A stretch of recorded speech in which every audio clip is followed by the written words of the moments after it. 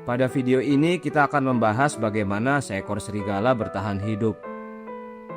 Serigala adalah predator yang keren. Mereka bisa hidup hampir di semua tempat, mulai dari dinginnya Alaska sampai panasnya Timur Tengah.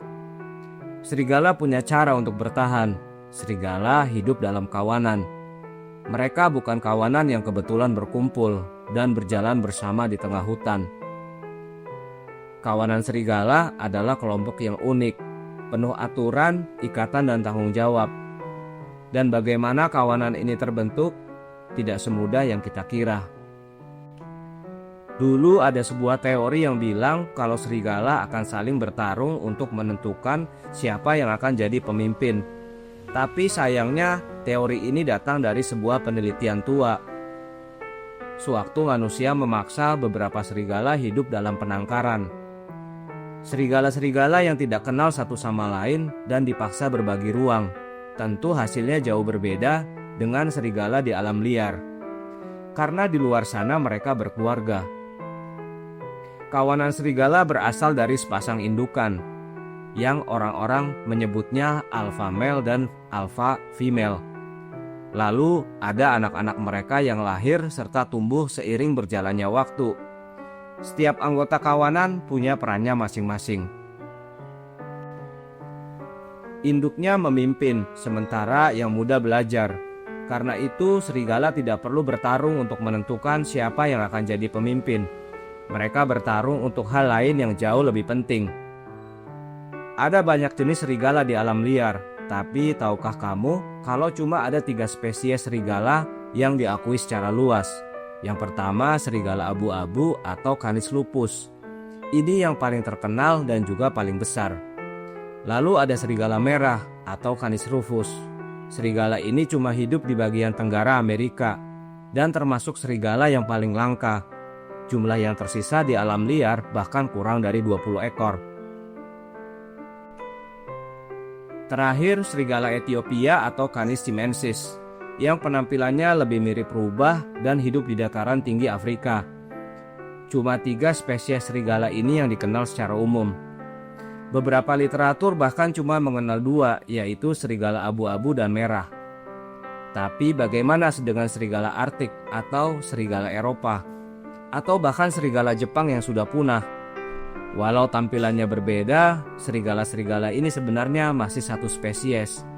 Bahkan hampir sebagian besar serigala di luar sana, mulai dari Eropa sampai Asia, sebetulnya berasal dari satu spesies, yaitu Canis rufus atau serigala abu-abu. Serigala punya beberapa cara untuk berkomunikasi dengan sesamanya. Pertama, mereka bisa melolong. Salah satu kemampuan komunikasi terbaik di alam liar. Karena melolong membantu mereka tetap terhubung. Bahkan saat terpisah di jarak yang jauh, setiap serigala punya lolongan yang berbeda dan kawanannya akan tahu siapa yang sedang bersuara. Selain itu, mereka juga bisa memakai bahasa tubuh. Misalnya, ekor yang terangkat bisa diartikan sebagai percaya diri atau dominasi. Sementara ekor yang turun mungkin artinya tunduk dan patuh. Telinga yang tegak artinya sedang fokus. Sementara telinga yang turun artinya curiga dan masih banyak lagi. Tapi yang juga unik karena mereka bisa menyampaikan pesan lewat bau.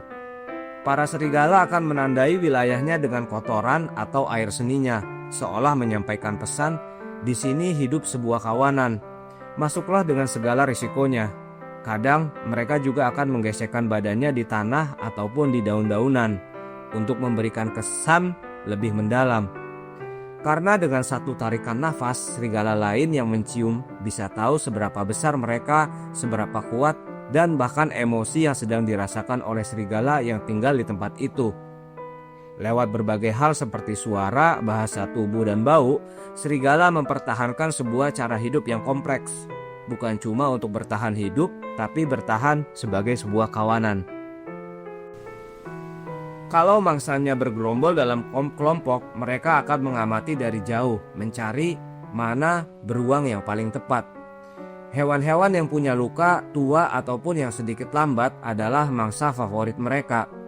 Karena untuk serigala, berburu bukan soal harga diri, tapi soal efisiensi. Kenapa harus membuang energi mengejar rusa yang kuat kalau ada pilihan yang jauh lebih mudah? Sewaktu target sudah ditentukan, strategi pun dijalankan. Beberapa serigala akan mengejar dari satu sisi dan sebagian menyerang dari sisi lain. Tujuannya untuk memisahkan sang target dari teman-temannya. Tidak semua serigala ikut mengejar. Serigala-serigala yang masih muda seringkali cuma melihat dari jauh, belajar dari aksi para indukannya. Tapi untuk mereka yang ikut, punya tugasnya masing-masing. Serigala betina yang lincah dan tubuhnya ringan biasanya punya peran untuk menggiring mangsa. Mereka akan bergerak cepat ke sana kemari untuk membingungkan dan menghalangi jalan keluar. Sementara pejantan yang lebih besar dan kuat bertugas untuk menyerang dan menjatuhkan mangsanya secara langsung. Tapi berbeda dengan singa atau harimau, serigala tidak punya cakar yang tajam atau taring yang mengerikan. Mereka tidak bisa membunuh mangsanya dengan cepat.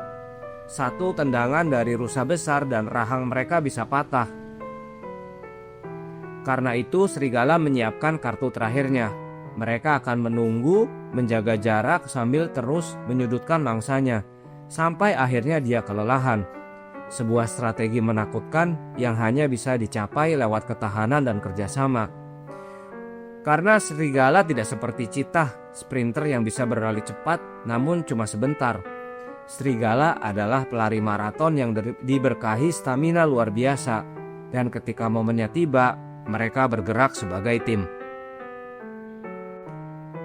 Satu akan menggigit korbannya di hidung, yang lain menggigit di leher ataupun di kaki belakang, sambil menghindari tendangan cakar atau tanduk yang mungkin menyerang. Dan ini berbahaya, sulit dan tidak selalu berhasil. Tapi kalau sukses, semua akan makan, semua dapat kebagian. Berbagi makanan adalah bagian penting dalam kehidupan para serigala. Bahkan untuk serigala betina yang tidak ikut, mungkin karena harus menjaga bayi-bayinya, akan dibawakan makanan oleh serigala lain. Kadang makanan tadi dibawa dalam perut yang kemudian dimuntahkan. Mungkin terasa menjijikan, tapi dalam dunia serigala, ini adalah ungkapan rasa kasih sayang. Kawanan serigala bisa bepergian dalam jarak yang jauh dan luas, tapi jangan salah sangka, mereka bukan berkeliaran tanpa arah. Masalah teritori bisa berujung pada perkelahian mematikan. Kawanan serigala tidak akan ragu untuk mengejar, melawan atau membunuh serigala lain untuk melindungi wilayahnya.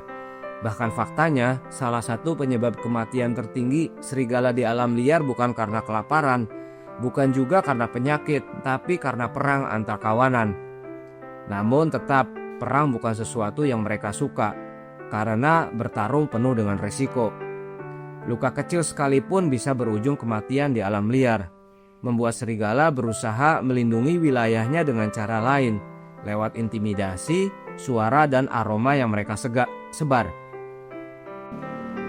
Pakaian yang sempurna untuk tempat yang super dingin, dan ketika musim dingin sampai ke puncaknya, di antara jari kakinya akan tumbuh bulu, seolah jadi sepatu untuk tanah bersalju.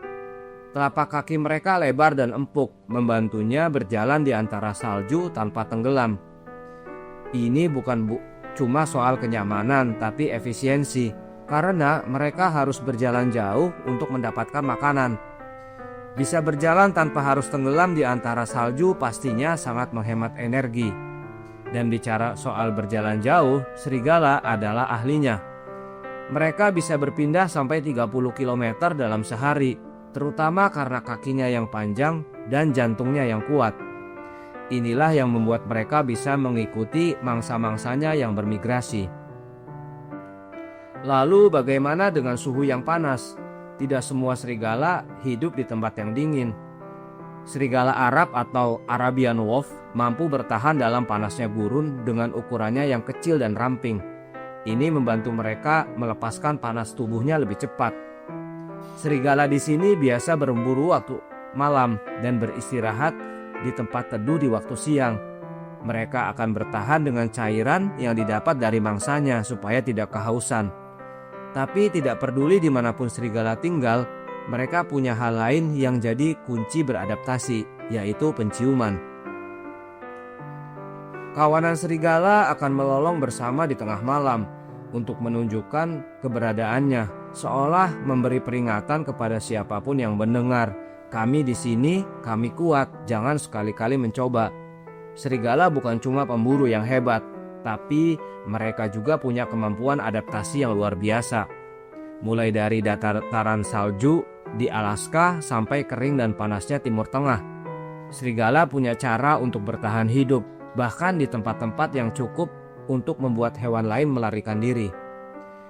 Mereka mulai dari yang dingin karena di sini serigala Arktik harus menghadapi suhu yang bisa membuat air membeku nyaris sepanjang tahun. Tapi mereka punya 2 lapis jaket. Jaket ini terbuat dari bulu tebal dan kedap air di bagian atas, serta bulu-bulu yang lembut dan hangat di bawahnya. Bulu ini memastikan tubuh mereka tetap hangat, sekaligus menepis salju yang jatuh ke tubuh mereka. Mereka beradaptasi, menyesuaikan diri, dan terus melangkah. Kamu pasti pernah mendengar tentang istilah serigala punya diri, loneliness. Biasanya dipakai untuk menggambarkan orang yang mandiri, keras, dan tidak butuh siapapun. Tapi dalam dunia serigala yang sebenarnya, menyendiri bukan berarti mereka ingin hidup sendiri, namun sebuah titik untuk mengawali sesuatu. Seekor serigala akan jadi penyendiri ketika dia meninggalkan kawanannya. Ini biasanya terjadi ketika seekor serigala muda mencapai usia 1-2 tahun. Tapi kenapa dia meninggal kawanannya? Karena alam berkata sudah waktunya untuk tumbuh. Kekuatannya sampai 100 kali lebih tajam dari manusia. Mereka bisa mencium mangsanya ataupun aroma dari kawanan lain dari jarak berkilo-kilometer. Lalu ditambah dengan pendengarannya yang tajam, penglihatan malam yang luar biasa, dan serigala makhluk satu ini diciptakan untuk mendeteksi, bereaksi, dan bertahan hidup. Tidak peduli siang atau malam, tapi adaptasi bukan cuma tentang fisik, tapi juga kebiasaan. Serigala akan mengubah strategi berburunya tergantung pada tempat. Di hutan, mereka akan menggunakan pepohonan untuk menyembunyikan diri. Di iklim tundra yang dingin dan terbuka, mereka bergantung pada stamina. Sementara di gurun, mereka menyimpan energi dengan menyembunyikan diri dari matahari. Jadi tidak peduli di tempat yang dingin yang menggigit ataupun panas yang menyengat, serigala bukan cuma bertahan hidup. Maka mulailah mereka melakukan perjalanannya sendirian, kadang bisa berkelana sampai ribuan kilo, melewati hutan, padang rumput, pegunungan, melintasi sungai, jalan, dan bahkan tempat di mana manusia tinggal. Mereka mencari sesuatu yang sederhana, tapi tidak mudah untuk ditemukan. Sebuah tempat untuk menetap dan menghabiskan sisa hidupnya. Tapi hidup seorang diri bukan hal menyenangkan. Alam liar bukan tempat yang ramah, bahkan untuk seekor serigala. Tanpa kawanannya, seekor serigala tidak bisa lagi bergantung pada siapapun, berburu, menghangatkan badan, ataupun menghadapi bahaya. Mereka terpaksa mencari bangsa yang lebih kecil, menghindari wilayah kekuasaan serigala lain, dan harus terus waspada. Dia akan tidur sendirian, melolong sendirian, dan makan apapun yang dia bisa tangkap. Kadang melewati berhari-hari tanpa pernah merasa kenyang. Tapi meskipun penuh dengan tantangan, ini adalah fase krusial, karena serigala punya potensi untuk memulai segalanya. Banyak kawanan serigala yang ada hari ini dimulai dari seekor serigala sendirian. Serigala tanpa nama yang melangkah menuju dunia luar dan berhasil. Kadang 2 ekor serigala akan bertemu di tengah jalan, dan kalau koneksinya tepat, mereka akan membentuk sebuah ikatan. Beginilah dimulainya sebuah kawanan serigala, bukan lewat adu kekuatan, tapi kerjasama. Pasangan ini mungkin akan menemukan wilayahnya sendiri dan memulai awal yang baru. Membesarkan anak-anaknya dan jadi alfa di kelompok mereka. Dan kadang bukan cuma serigala muda, serigala tua juga bisa punya jati diri. Mungkin karena kehilangan pasangan, mungkin karena kelompoknya dihancurkan. Untuk mereka ini adalah babak kedua, lebih sulit, lebih beresiko, tapi selalu penuh dengan kemungkinan. Jadi sekalipun serigala mandiri berjalan sendiri, ya bukan berarti mereka tidak punya tujuan. Makhluk satu ini adalah petarung, pengelana, jembatan tanpa nama antar generasi yang lalu dan generasi berikutnya.